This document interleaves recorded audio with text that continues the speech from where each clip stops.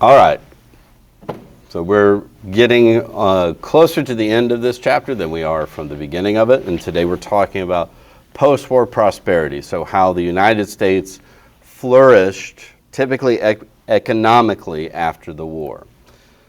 All right, these are your key terms that you should already have down. All of them are fairly self-explanatory, other than the ones we'll get into some of the more complicated ones. So you got 2 minutes to start writing, and then you can continue writing as I begin explaining.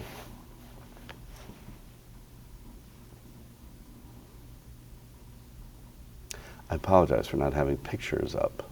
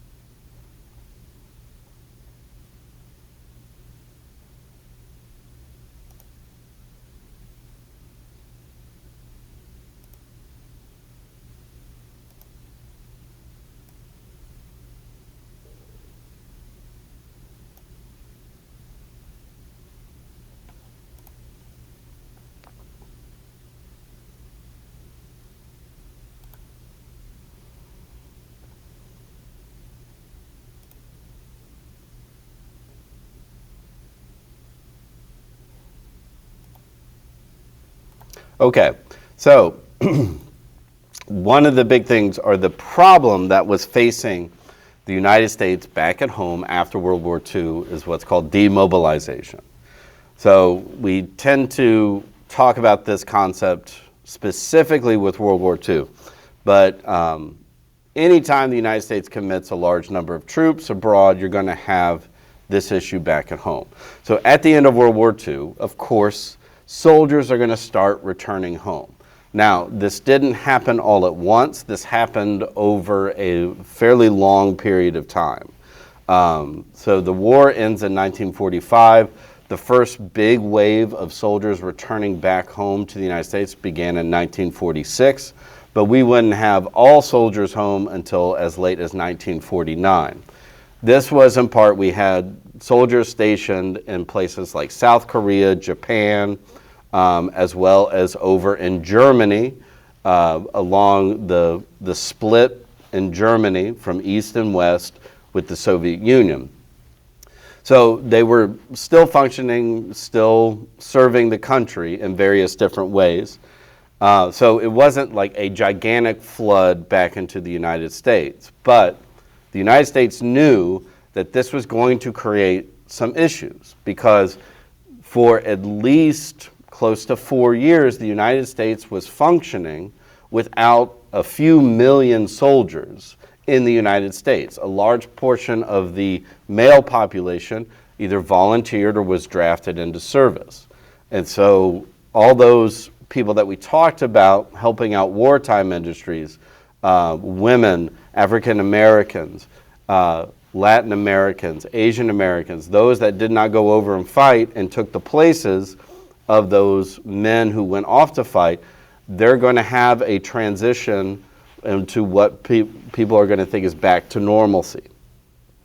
So for those soldiers coming back, the federal government passes what's called the GI Bill. Now, it's not as simple as we make it out to be, but the basic understanding of what the GI Bill, so GI is a term for soldiers, general infantry, But so when the regular soldiers, the non-career soldiers are coming back, the government gives them an amount of money, and they can use that for various different things.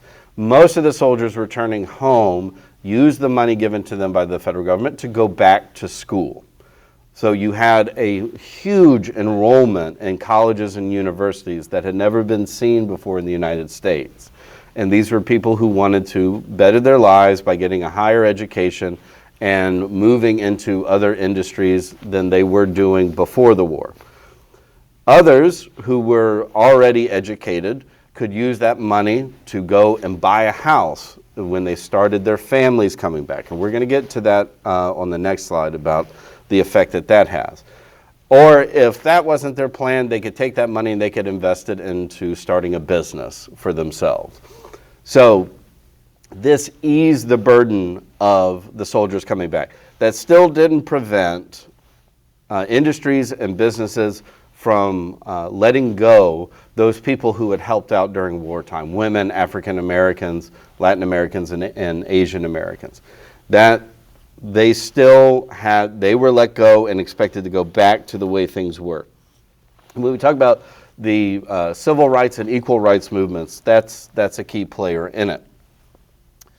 So with all these people returning and coming home, and many of them decide now that they're home from the war, they want to start a family or they want to expand their family. So that means we're talking about babies. And one of the things in terms of economics, babies are money pits, meaning like it costs money to raise a child on various different levels. So between the late 40s and the 1950s, the United States population increased by 27%. So that's millions of people were added to the population of the United States. Unlike we've seen in any post-war boom or any era in the United States before. So we went from a relatively large country to a very big country, seemingly overnight. So obviously, if you're starting a new family and you're getting married and then deciding to have children, and in most cases it was at least more than one, so you're going to need a house, you're going to need a car to get everybody around, you're going to need clothing, you're going to need food, you're going to need appliances in your homes, toys, everything to help raise a child in that day and age. So in order to meet those needs, so you still, even though we are downgrading military production, so we're not building as many weapons as we were before, we weren't needing to make uniforms for soldiers as much as we were. All those industries though could flip over to this large amount of people that now were consuming products. So businesses start using new technology to keep up. So to feed everybody, another wave of advancement happens in farming, whether it's the actual machinery that farmers use. We have now moved into an era of chemical engineering, so now you have new fertilizers that help plants grow stronger, faster, and in different kinds of weather. And in the actual business place, whether it's maintaining accounts or whether it's beginning to operate machinery, computers start being commonly used on the business side of things. It's still going to be a long time before they're used in a home. And then what's always going to add to the American economy is military spending. And so because we immediately leave World War II and enter the Cold War with the Soviet Union, that means that our military cannot just stand down. So they're always at alert, and there's always going to be a need for soldiers. And as we talked about in previous sections, that idea of we have to one-up the Soviets. So we've talked about that in building atomic or nuclear weapons, but also through this, the United States military begins funding research that creates new materials. So we had not only new weapons emerge, but you have like new metals, like titanium, and really things that are stronger than than what we knew before, which is going to help us build rockets to go into space, and is even new materials that we never knew we could create before, like plastics, that are going to change how people live their lives. Again, 2 minutes, don't pause. You can continue writing once I begin explaining.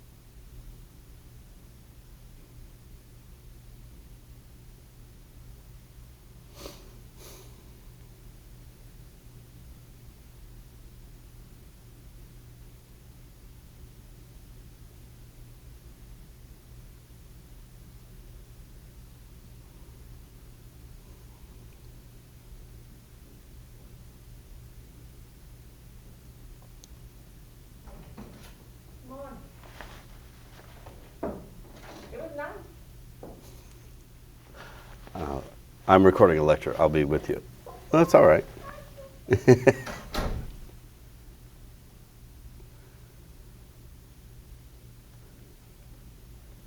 Okay, so last slide here, we're talking about things changing post-war. So their business is going to change post-war, and we're actually moving into what we now know of kind of like present-day business.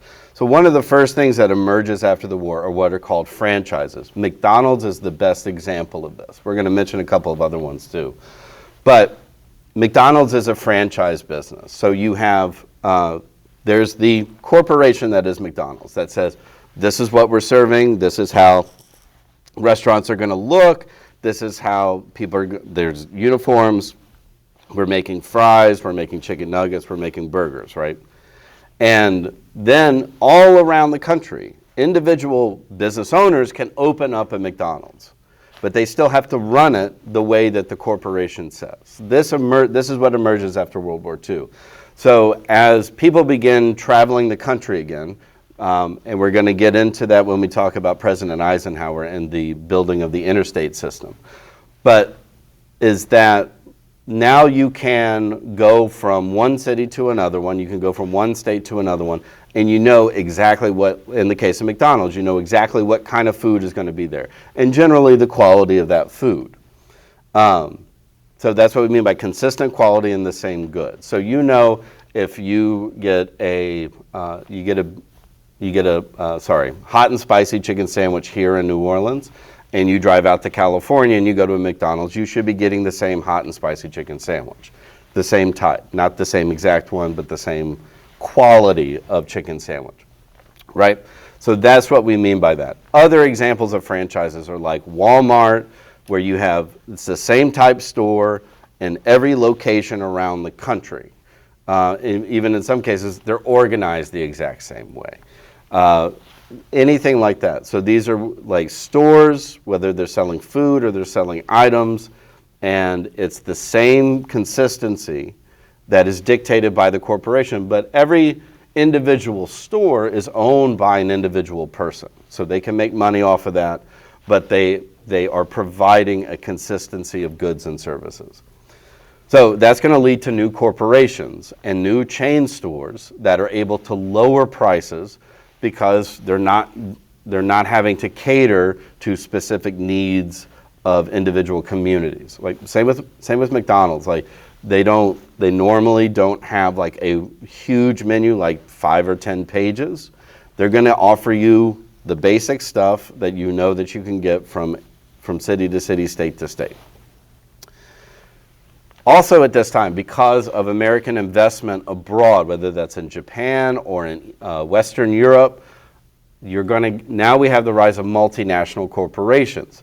So with that assistance, all these businesses that, starting with people who are involved in construction, infrastructure, building roads, bridges, public buildings, as well as other companies that are going to provide services or even simple things like drinks like Coca-Cola. They're now going to set up offices in these other countries so that they can begin the process of not only manufacturing their goods, but distributing their goods. And this makes them multinational. So now they stretch into other countries. Before, you might have a company that operates in another country, but they don't have offices, they aren't centered in those countries. Whereas after World War II, that's what changes. So before, you might have Coca-Cola makes Coke in the United States and they try and send it out around the world.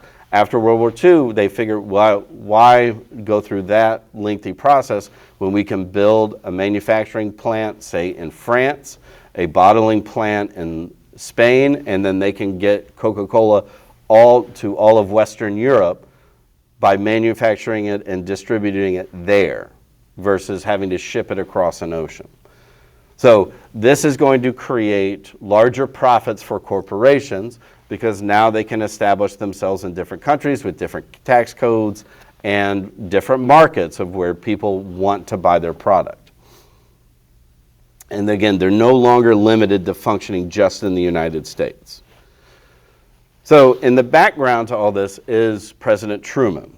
And without getting into a lengthy discussion about President Truman, he has his pros and cons.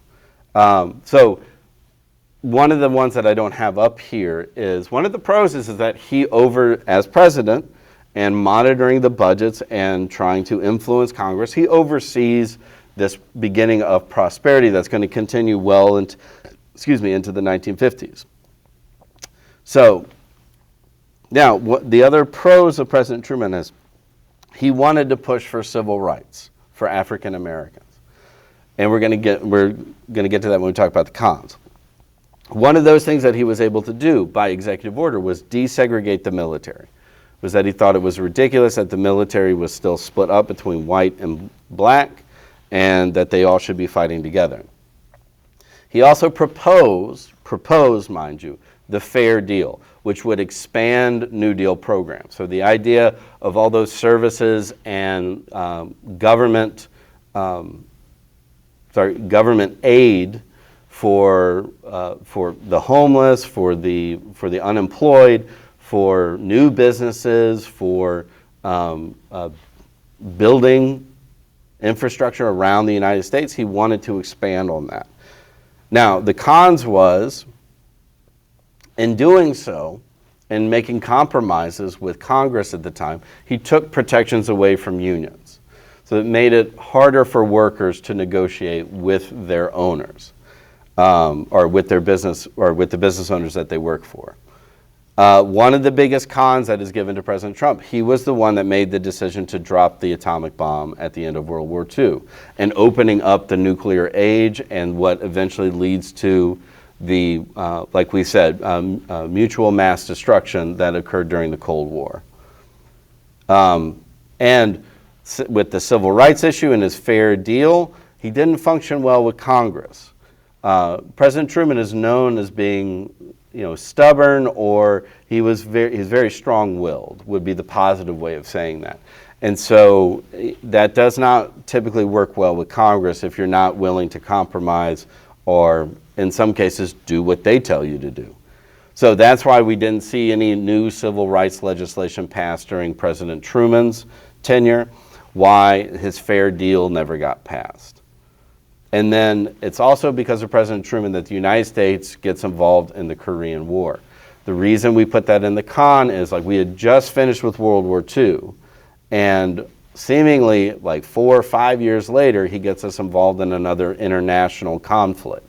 Now, while the United States was not solely responsible for the Korean War, it was a UN resolution and many of our allies committed just as many troops as we did. It was still a drag on the American public who were tired of fighting in wars. So President Truman is going to back down from running for a second term because his first actual term was because President Roosevelt died.